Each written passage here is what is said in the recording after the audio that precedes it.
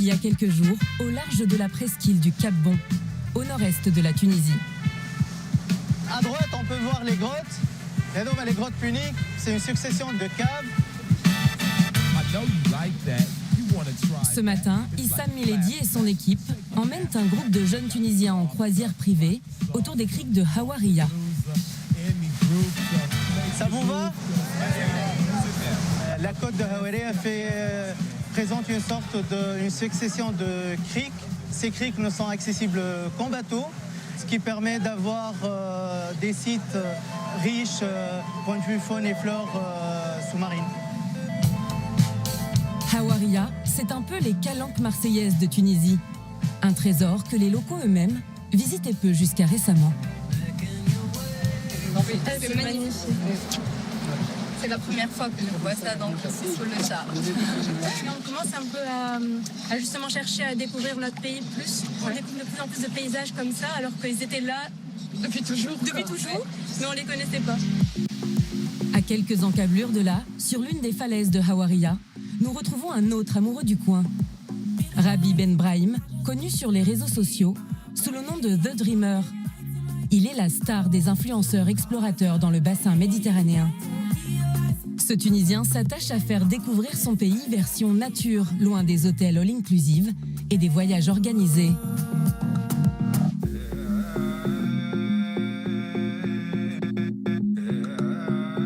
Ces vidéos de la Tunisie vue du ciel cumulent des dizaines de milliers de vues sur Internet. J'essaie de montrer aux gens la vraie Tunisie, celle que je connais. Il y a des endroits tellement beaux et authentiques, particulièrement ce genre de paysage encore vierge. Après des années de troubles et d'instabilité politique liée aux révolutions du printemps arabe, la Tunisie a aujourd'hui retrouvé sa quiétude, attirant à nouveau les touristes et même des stars. Monica Bellucci, Naomi Campbell et Farida Khelfa, le mannequin Caroline de Maigret ou encore Joe Star ont tous récemment visité la Tunisie en toute discrétion. De ses côtes sauvages, la nouvelle escapade à la mode. À Tunis, sa capitale vibrante où de jeunes entrepreneurs insufflent une nouvelle énergie à la ville, en passant par Tozeur et son désert du Sahara, où s'installent de nouveaux hôtels de luxe. Dans un instant, nous vous emmenons découvrir le nouveau visage de la Tunisie.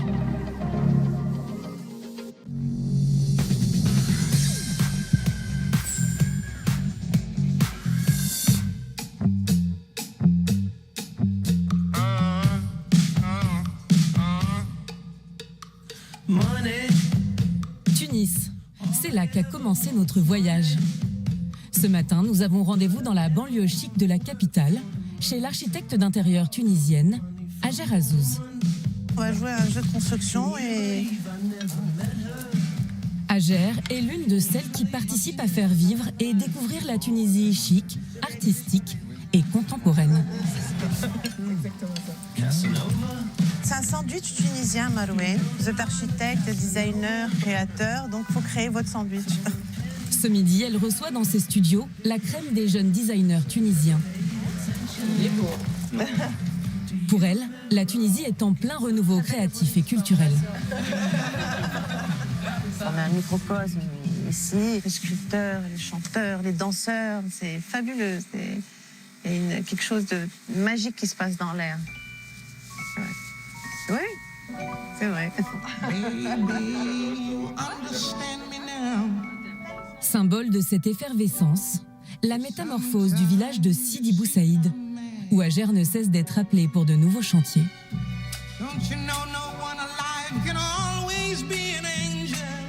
Sidi Bou Saïd, c'est le village le plus photogénique et le plus réputé de Tunisie. Bonjour, ça va bien? Je passe te voir tout à l'heure.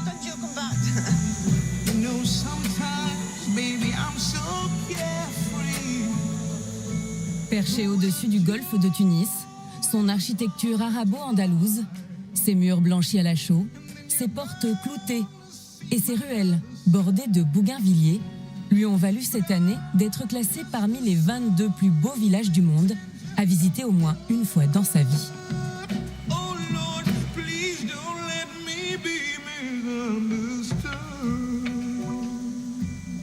un village qui a été habité par des très grands noms internationaux. Il y a Desange qui habitaient ici, qui avait une très très belle maison. Il y a Laïa qui a une maison magnifique, qui a été faite par André Boutman. Ici, on dit c'est le Boussaïd El Rali, c'est-à-dire le précieux.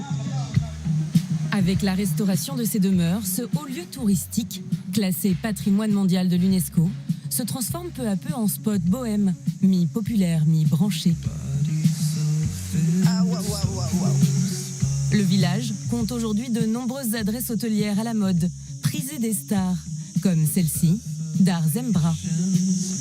Venez voir cette merveille.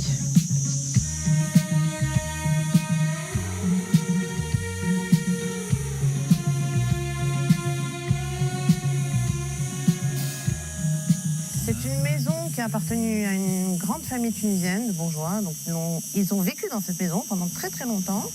Et elle a été rachetée par Afef Nifan, qui est une top modèle et qui est une animatrice de télé, une star en Italie, quoi. C'est un lieu pour moi qui est unique en Tunisie. La top modèle l'a transformée en maison d'hôte et en a confié la décoration intérieure à son ami Ager. When shadows fall and stars appear, this pain I feel. Tous les éléments ont été étudiés de manière simple, des matériaux nobles, tout simple et tunisien. La villa compte 6 suites. Là, c'est l'étage des stars, la chambre de Naomi Campbell quand elle vient à Tunis.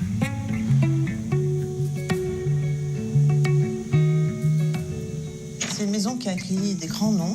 C'est vrai ? Oui, des grands noms et qui viennent de manière très confidentielle passer 2-3 jours. Et on arrive dans la salle de bain, du coup, avec cette vue à tomber par terre.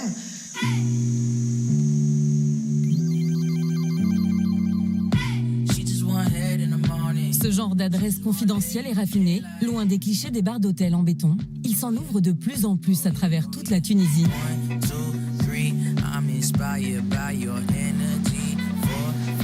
À Tunis, parmi les autres quartiers en plein renouveau, la Médina. Je crois que c'est un hôtel de luxe en fait. Saïf Madi est un amoureux de cette Médina. Ce Français d'origine tunisienne est l'un des agents les plus connus du monde de la mode, ami des stars. Lady Gaga, Dua Lipa, Michael Jordan, Lana Del Rey ou les tops Caroline de Maigret et Anya Rubik font partie de la longue liste de personnalités avec qui ce Parisien travaille ou a travaillé. En fait, là-bas, il y a une petite place qui est super belle. Si Saïf vit à Paris, dès qu'il le peut, il vient se ressourcer en Tunisie. Je suis né en France, j'ai passé beaucoup de mes vacances scolaires en Tunisie quand j'étais enfant. J'ai arrêté de venir, je pense, j'avais 20 ans. Et je suis revenu 20 ans plus tard, redécouvrir la Tunisie. La Médina, c'est pour moi l'ADN, le patrimoine. D'endroit en endroit, de boutique en boutique. J'adore cette espèce de chaos un petit peu. Et puis là, il y a des endroits beaucoup plus calmes comme ça, très beaux. J'ai l'impression d'être dans un rêve. C'est très, très agréable.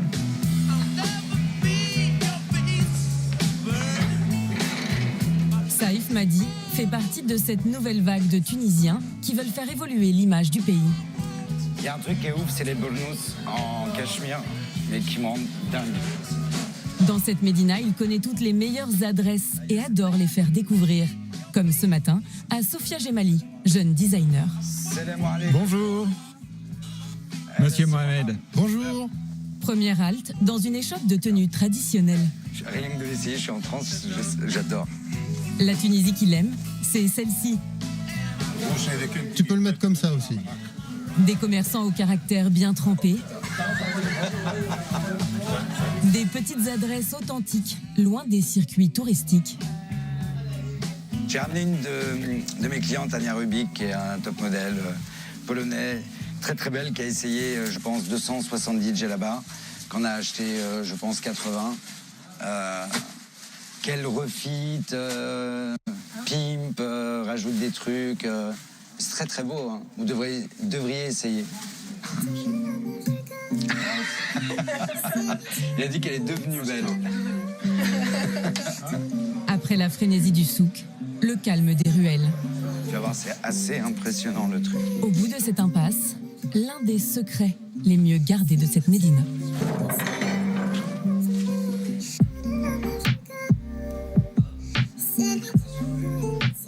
Et voilà. C'est beau, hein? Viens, je vais te montrer la salle à manger. Ce palais est une résidence privée appartenant à un ami de Saïf, un Français du monde de l'art, proche de l'architecte Jean Nouvel. Regarde ces volumes de fou.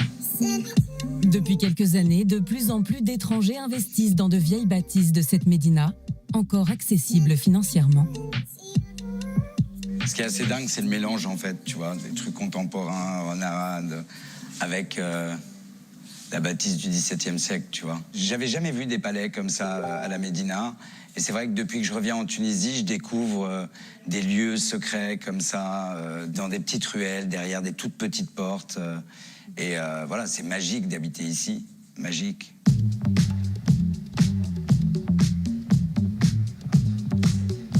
Si le propriétaire des lieux a choisi d'allier le traditionnel et le contemporain, une nouvelle génération d'entrepreneurs donne aussi un nouveau souffle au pays en misant sur des concepts 100% modernes.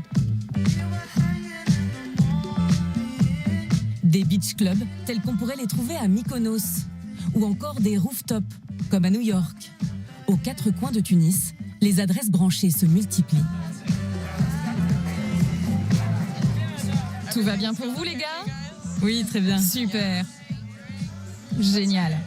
À la tête de ce rooftop, un collectif de trentenaires, dont Léa Talman, cette jeune américaine venue s'installer en Tunisie il y a maintenant 5 ans. Qu'est-ce qui vous a amené en Tunisie? Tout le monde me pose cette question. Je suis de New York. J'y ai rencontré l'un de mes associés, qui est tunisien. Il m'a proposé de venir ici en Tunisie. Je lui ai dit oui, carrément. Et là, je suis tombée amoureuse de la Tunisie. On est tombé sur ce toit, on rêvait d'avoir un bar.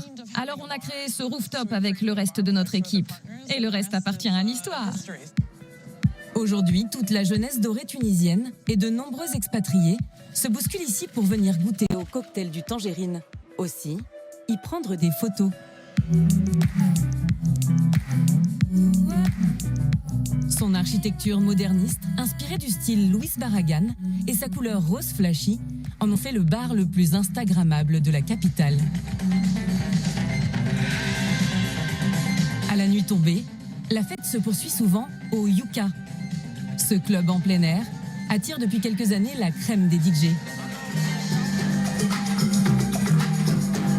Ce soir, le lieu célèbre ses 4 ans, avec comme tête d'affiche le français Polo Corp, du groupe Polo et Pan.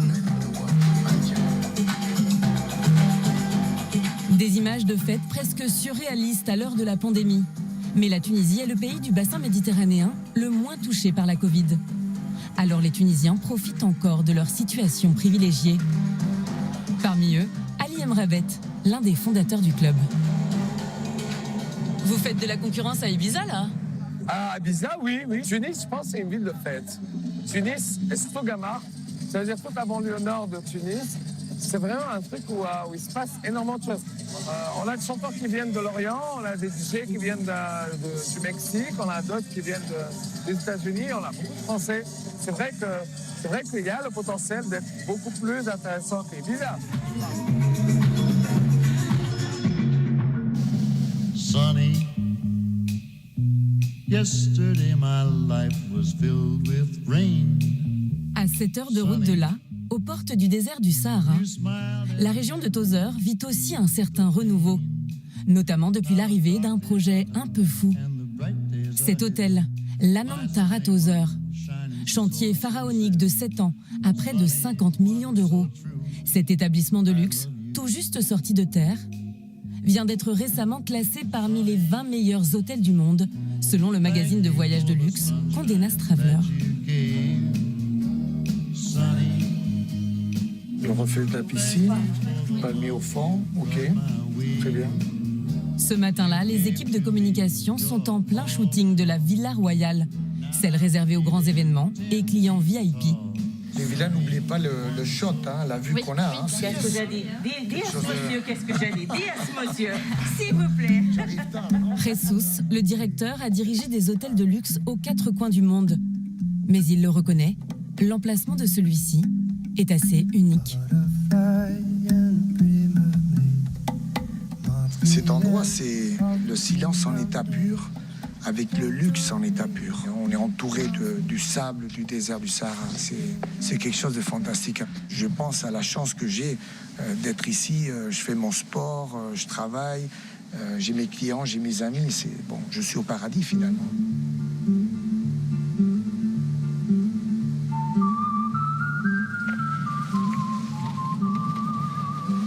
Ça, c'est notre fitness club et salle yoga. Un paradis que Saïf Madi rêvait lui aussi de visiter. Ouais. L'agent de mannequin a été invité par l'hôtel à venir tester l'expérience tunisienne du désert. Voilà votre villa et la surprise. Voilà, la lac du sel de Toza. C'est de cette partie, il y a le lever de soleil et de cette partie, il y a le coucher de soleil. C'est magnifique les deux.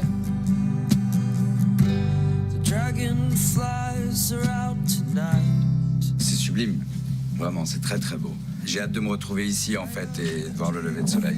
C'est un peu une obsession, le lever de soleil. Je suis très content d'être là.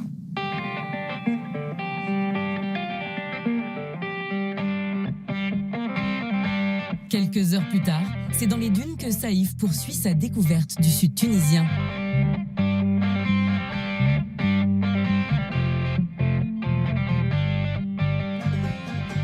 Ambiance raide, aux accents de montagne russe.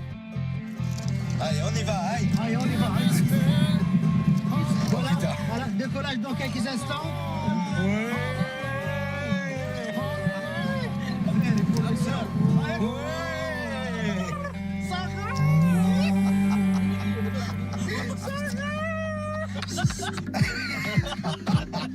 Et ce n'est pas fini. Allez, on y va. Ouais, on arrive au site Star Wars. Perdu au milieu des dunes, les vestiges de l'un des décors de la saga Star Wars. Ici, le décor de Mos Espa, la ville d'origine d'Anakin Skywalker. C'est assez dingue de se dire qu'effectivement, il y avait toute cette production, cette surproduction hollywoodienne qui était là au milieu du désert en Tunisie. Pour Saïf, la journée se termine avec un coucher de soleil sur les dunes du Sahara. En ce monde post-Covid,